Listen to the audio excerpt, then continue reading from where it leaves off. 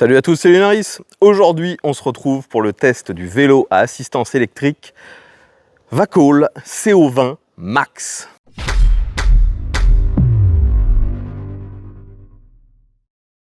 Donc les amis, si vous suivez mes tests de vélo électrique depuis maintenant plusieurs années, ce vélo doit vous dire quelque chose, car j'avais testé l'ancien modèle, le CO20. Aujourd'hui, le site Buy Best Gear m'a envoyé la relève, le modèle plus haut de gamme, donc la version Max. Aujourd'hui, on va bien sûr voir toutes les différences qu'il peut y avoir entre le précédent modèle et celui-ci. Et vous verrez également de nombreux plans que j'ai fait avec mon frère, vu qu'on a testé ce vélo essentiellement en forêt, on l'a aussi un peu testé en ville, il faut l'avouer. Et surtout, on a fait la côte de la mort avec ce vélo, une côte extrêmement raide qui nous a permis de juger les performances de ce vélo.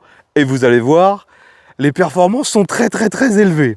Donc tout d'abord, pour ceux qui découvriraient ce vélo, sachez qu'esthétiquement, il n'a quasiment pas de différence par rapport au précédent modèle. Le CO20 avait le même cadre, la même couleur, la même esthétique globale. Les différences sont un peu sur l'équipement, mais franchement, si on regarde juste le vélo comme ça dans son ensemble, il n'y a pas réellement de différence esthétique entre un CO20 et un CO20 Max. On est toujours face à un fat bike en 20 pouces par 4 de large. D'ailleurs, c'est ça qui donne une fausse impression, car à la caméra et en photo, on a l'impression que c'est un vélo d'assez petite taille, alors qu'en fait, il est énorme. Celui-ci, d'ailleurs, pèse un petit peu moins de 40 kg. Et, de nouveau, si vous avez suivi il y a quelques années mon test précédent, vous savez que la caractéristique première de ce CO20 et maintenant de la version Max, c'est qu'il est équipé de 2 moteurs. Je vous les montre. On a donc un premier moteur juste ici dans la roue avant, et on a bien sûr exactement le même dans la roue arrière. Donc il s'agit de 2 moteurs délivrant chacun 750 watts, soit bien sûr 1500 watts combinés. Et il semblerait d'ailleurs que cette info de 750 watts soit la puissance nominale, donc qu'en maximal il fasse encore plus. Là-dessus, je ne suis pas certain, mais je peux vous assurer que c'est extrêmement performant. Donc sinon, c'est aussi un vélo avec un cadre pliant. Vous voyez qu'on a juste ici la charnière où on peut replier le vélo en 2.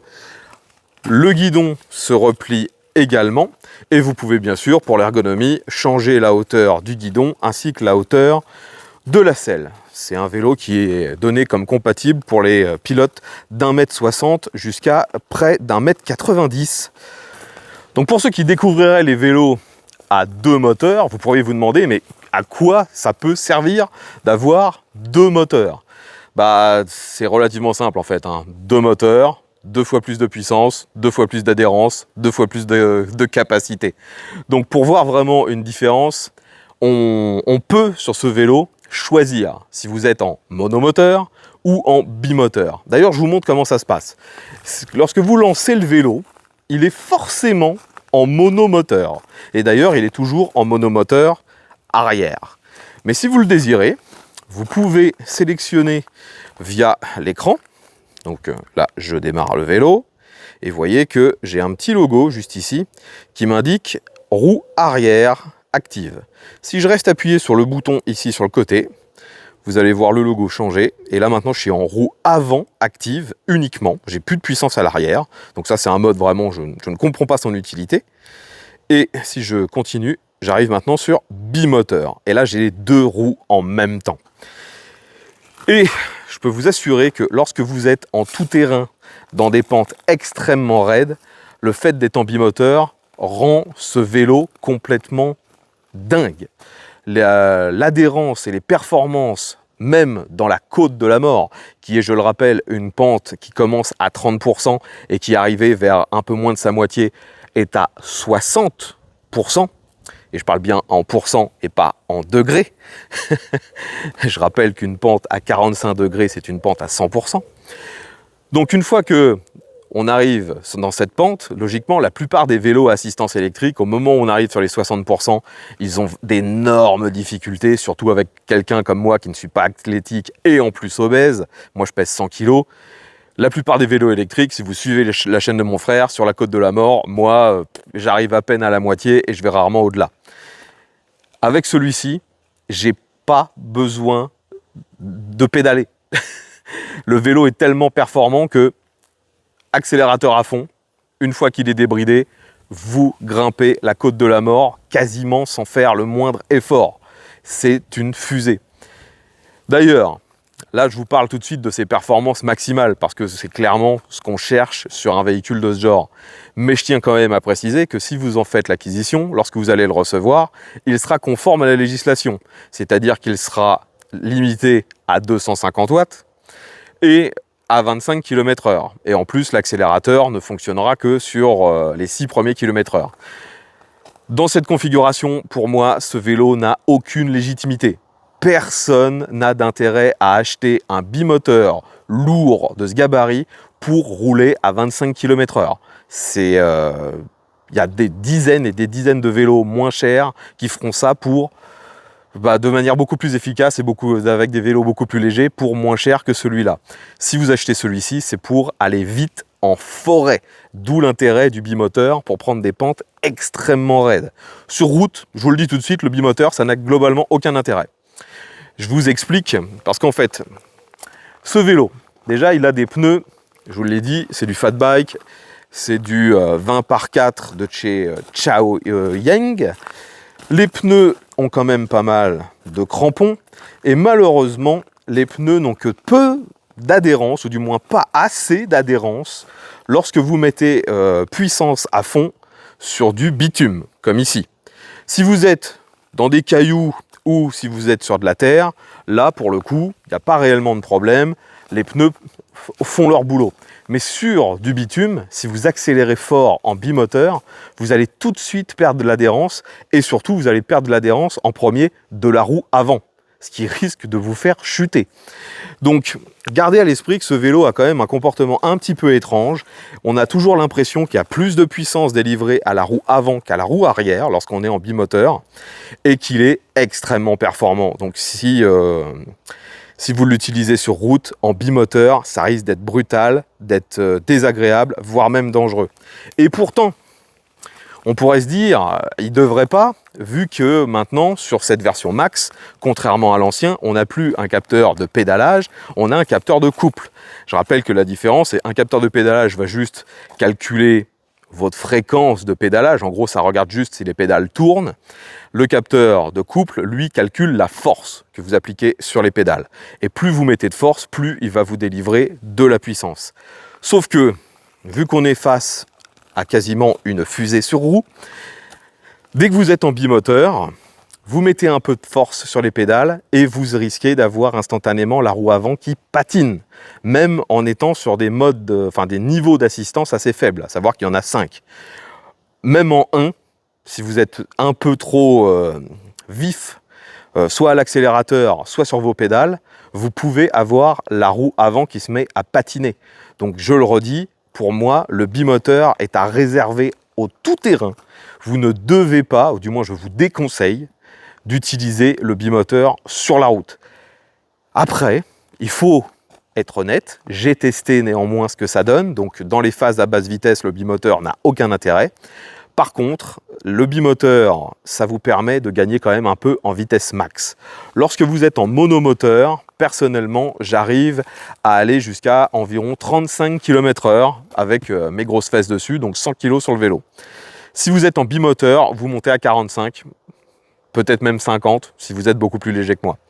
Donc ça marche, c'est sûr, ça marche très bien, mais sur route, de nouveau, il n'y a aucune légitimité à acheter ça pour ces caractéristiques-là. D'autres vélos monomoteurs vous donneront la même chose sans la potentialité de perdre le contrôle à cause de la roue avant. Ici, le bimoteur, c'est pour faire du tout-terrain en pente. Donc concernant les différences entre le CO20 et le CO20 Max, on a déjà parlé du capteur de couple. Il faut savoir également qu'ils ont changé les freins. Sur le précédent, on avait des freins à commande par câble. Ici, maintenant, on a des freins à commande hydraulique. D'ailleurs, la sensation est très très bonne. Et vous voyez, donc, ça finit sur des étriers plutôt sympas, avec des gros disques. Franchement, la puissance de freinage est très très bonne. Il n'y a aucun problème au niveau du freinage. L'autre différence, c'est la batterie. Alors, elle n'est pas visible comme ça, car comme sur le précédent, elle est intégrée directement dans le cadre. Celle-ci a maintenant un petit peu plus de capacité. On a une batterie avec 48 volts au niveau de la tension et 20 ampères-heure de capacité, ce qui nous fait un total d'un tout petit peu moins d'1 kWh. La marque annonce dans les 80 km d'autonomie. C'est possible, mais je rappelle qu'en fonction de comment vous allez utiliser le vélo, si comme moi vous l'utilisez à faire de la grosse pente ou à essayer d'aller vite, n'espérez pas faire plus de 50 km en l'utilisant sans pédaler et en bimoteur. Faut être réaliste. Donc comme je vous le disais, avec mon frère, on a testé ce vélo essentiellement en tout-terrain et surtout dans la Côte de la Mort, et ça a vraiment été une référence. Maintenant, c'est le vélo qui gravit la Côte de la Mort le plus vite de tout ce qu'on a pu tester, et c'est d'ailleurs peut-être même le seul qui arrive à le faire sans même avoir besoin de pédaler. Donc là-dessus, son efficacité en bimoteur dans les fortes pentes, c'est une folie. Mais par contre, quand vous l'utilisez en tout terrain, à plus haute vitesse, sur des terrains, on va dire, plus roulants, on arrive aux limites du vélo à cause d'autres critères. Et le critère, c'est la suspension. Premièrement, vous voyez que la fourche devant est assez banale. Elle n'est pas d'un très gros diamètre, elle a juste un réglage en précharge et vous pouvez, si nécessaire, la verrouiller avec ceci. Mais il n'y a pas d'autre réglage et c'est pas dingue du tout.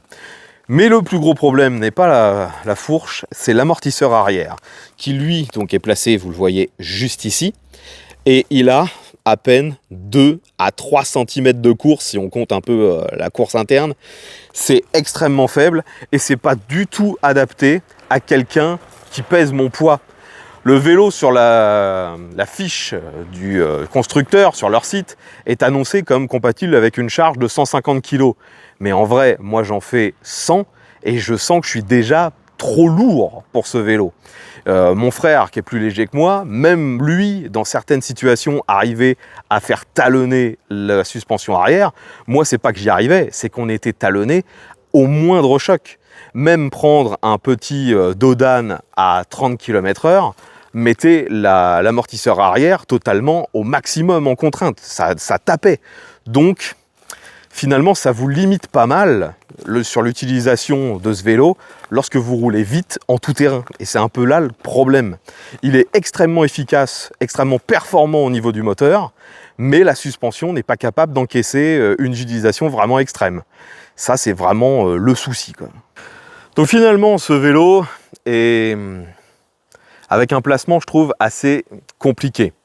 Car déjà, il faut se mettre en tête que si vous achetez une machine de ce genre, vous serez forcément illégal. Car il n'y a aucun intérêt à acheter celui-ci si vous le voulez le laisser en configuration légale.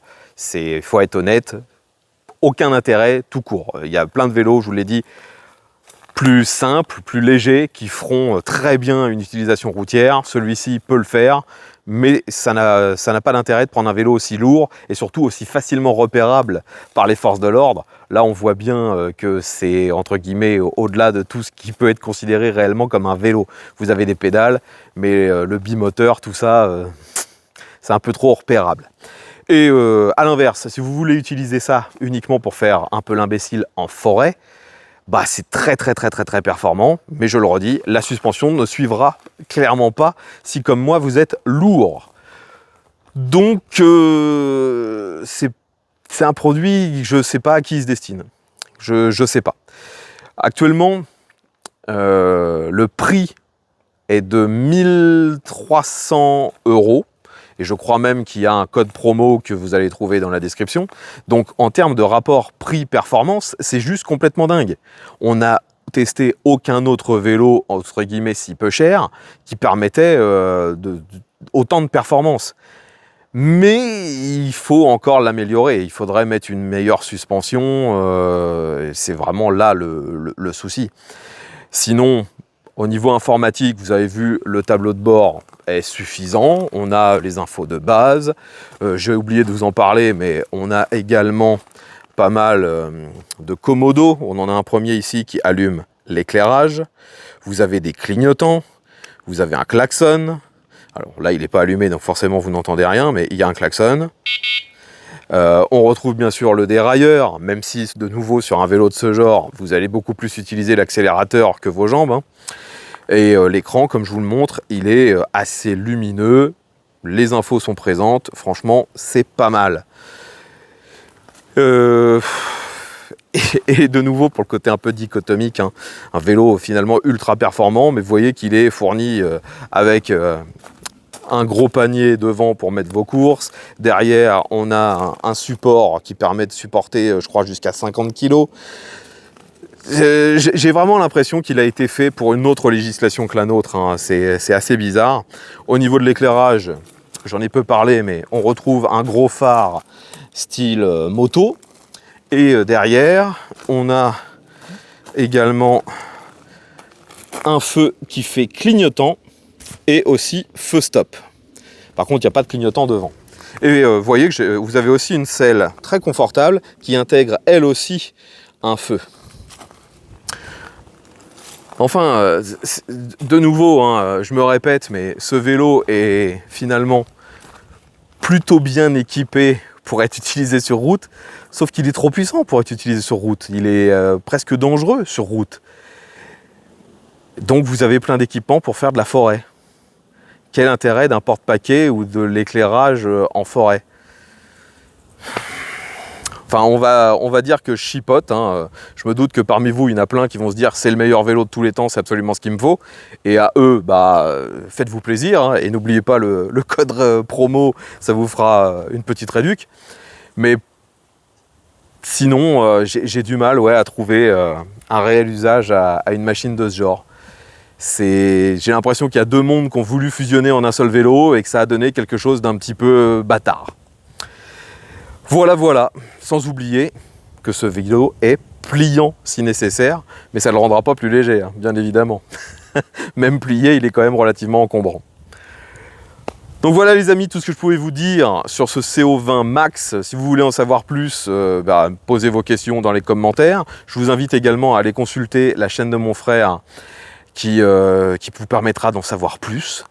Et si vous avez déjà testé ce vélo, que ce soit l'ancienne version ou celui-ci, donnez-nous vos retours d'expérience dans les commentaires. Dites-nous où est-ce que vous utilisez ça. Est-ce que vous avez déjà eu des problèmes avec la gendarmerie? Parce que je le redis, c'est pas homologué du tout. Allez, je vous embête pas plus longtemps. Si la vidéo vous a semblé utile, un petit pouce vers le haut, vous la partagez sur les réseaux sociaux et je vous invite à vous abonner. Comme ça, on se retrouvera très bientôt pour un nouveau test vélo. Et il faut que j'arrête parce que je commence à bafouiller. Allez, bye à tous, à la prochaine.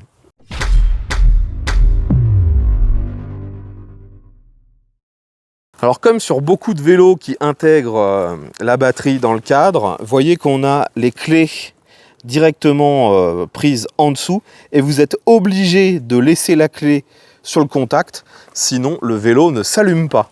Vous avez vraiment un coupe-circuit sur la batterie avec la clé.